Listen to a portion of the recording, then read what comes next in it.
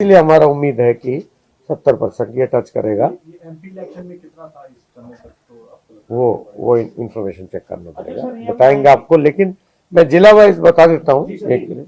अम्बाला में 53.7, भिवानी में 54.7, चरखी दादरी में 53.6, फरीदाबाद में 43.2, फतेहाबाद में 55.2, गुरुग्राम में 44.4, हिसार में 53.5, झज्जर में 51.6, जींद में 55.4, कैथल में 56.5, करनाल में 51.9, कुरुक्षेत्र में 55.5, महेंद्रगढ़ में 53.5, मेवात में 59.5, पलवल में 56.5, पंचकुला में 50.6, पानीपत में 54.3, रेवाड़ी में 52.8, रोहतक में 50.7, सरसा में 52.9, सोनीपत में 50.5, यमुनानगर में 60.3। इस तरह हमारे पास कुल मिला के 52.4 का प्रतिशत दर्ज हुआ पूरा प्रदेश में। और जैसा आप देख सकते हैं, इसमें अब तक यमुनानगर 3:39 PM तक यमुनानगर आ गए, 60 पार करके। एनसीआर फरीदाबाद गुरुग्राम में सर कम चल रही थी पोलिंग, क्या लग रहा है आपको, बढ़ेगा सर वोटिंग ट्रेंड बढ़ेगा सर? निश्चित रूप से बढ़ेगा, क्योंकि हमारे एक्सपीरियंस ये है पीछे लोकसभा इलेक्शंस में भी कि करीब 5 बजे के बाद के पास जो लंबे लाइन लगते हैं, जिसकी वजह से 5 बजे के बाद हमें खुला रखना पड़ता है पोलिंग बूथ, ऐसे पोलिंग बूथ का संख्या एनसीआर रीजन में ज़्यादा है। तो स्वाभाविक है ये, क्योंकि चाहे हमने छुट्टी कर दिया रजिस्टर्ड वोटर्स को, स्पेशल कैजुअल लीव का हमारे पड़ोसी राज्यों ने भी किया है, इसी तरह दिल्ली ने भी किया, यूपी ने भी किया, लेकिन इसके बावजूद कई लोग अपने व्यावसायिक रूप से और कोई और काम से दिल्ली महानगर में जाते हैं, आते हैं, तो वो शेड्यूल कर लेते हैं, या सवेरे मतदान करके चले जाएं या शाम को वापस आके मतदान करें। तो ये एक्सपेक्टेड है और ये ट्रेंड कई इलेक्शंस में देखा गया। तो हम इंतजाम भी ऐसे किए हुए हैं कि अगर 5 बजे से पहले कोई आता है, इलेक्शन कमीशन का निर्देश है, जो इलेक्शन लॉ है, हम उसको 6 बजे से पहले अगर कोई आता है तो हम इसको ओपन रखेंगे।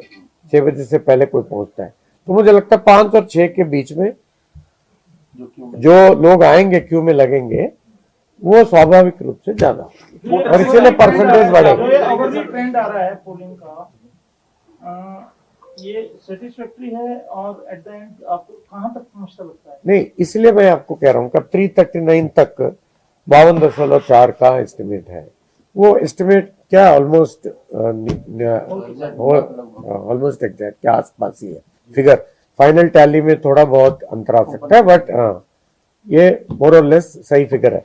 अगर तो इसलिए मुझे उम्मीद है, अब 3:30 बजा है, इसलिए मैं कह रहा था कि अभी कम से कम 2.5 घंटे की बात है, और 2.5 घंटे में खास करके 5 और 6 के बीच में तादाद ज्यादा होती है। तो इसलिए मुझे उम्मीद है कि 70 टच करना चाहिए। अभी तो ऐसा ही लग रहा है। सबसे ज्यादा मैंने जब बताया था आपको 60.3 यमुनानगर, और सबसे कम फरीदाबाद में 43.2।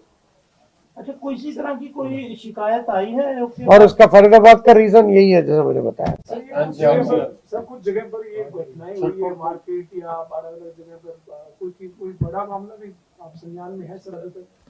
नहीं, कोई अब बड़ा या छोटा तो आप उस इंसिडेंट को किस तरह देखते हो उसके ऊपर है।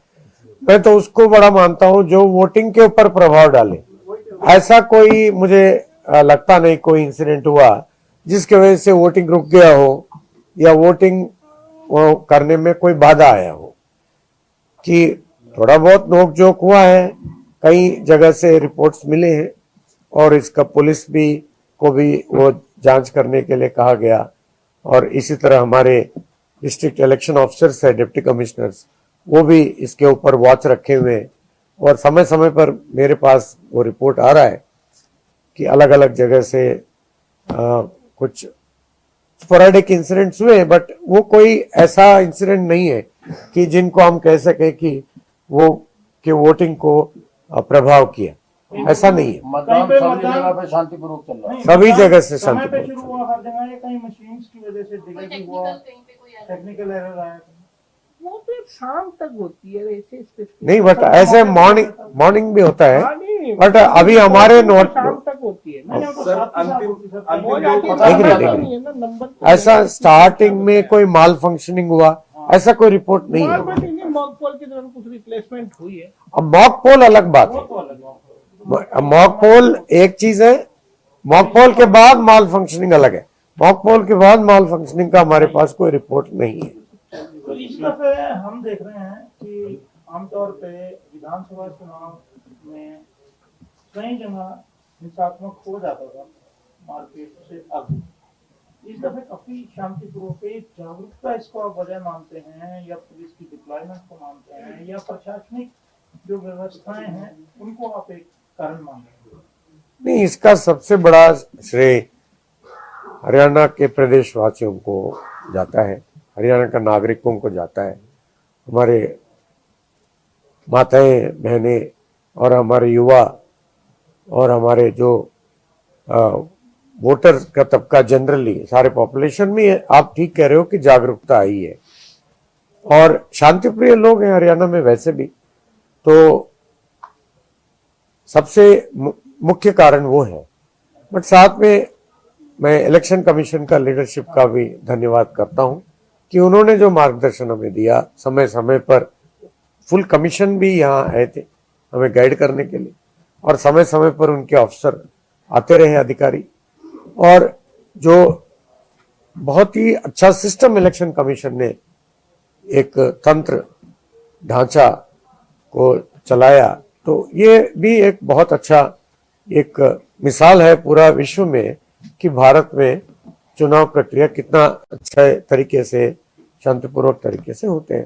तो इसी का भाग है हम, and we are proud of it कि हम इस प्रोसेस में